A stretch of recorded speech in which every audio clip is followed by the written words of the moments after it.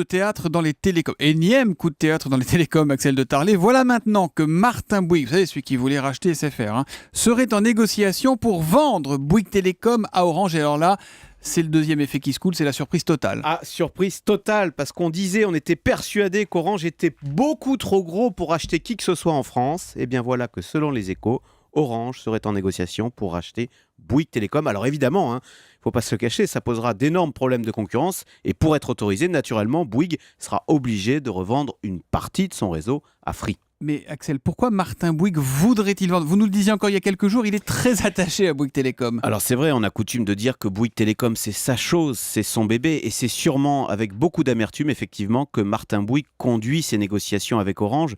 D'autant, je vous rappelle, qu'il est quand même passé à deux doigts d'être le roi français des télécoms. Je vous rappelle que si Martin Bouygues avait réussi à racheter SFR, il aurait été numéro 1 en France des télécoms devant Orange. Eh bien là, c'est tout le contraire. Il est en train de négocier sa sortie, la fin de l'aventure. Alors pourquoi vendre ? Eh bien, le marché des télécoms a été violemment déstabilisé par Free, qui en un éclair a pris 10% du marché et surtout a fait baisser les prix de 30%. Donc c'est la double peine. Ça veut dire moins de clients et moins de marge, ce qui est ravageur dans une industrie des télécoms où les coûts sont fixes. Construire un réseau, ça coûte cher, ça coûte très cher, trop cher quand vous avez peu de clients. Inconsciemment d'ailleurs, c'est peut-être pour ça que Martin Bouygues préfère vendre à Orange plutôt qu'à Free, qu'il juge responsable de tout ce carnage. Et puis alors l'autre intérêt de vendre à Orange, il est social. Les salariés de Bouygues, les 8000 salariés de Bouygues pourront évidemment plus facilement se fondre, se recaser dans l'Empire Orange.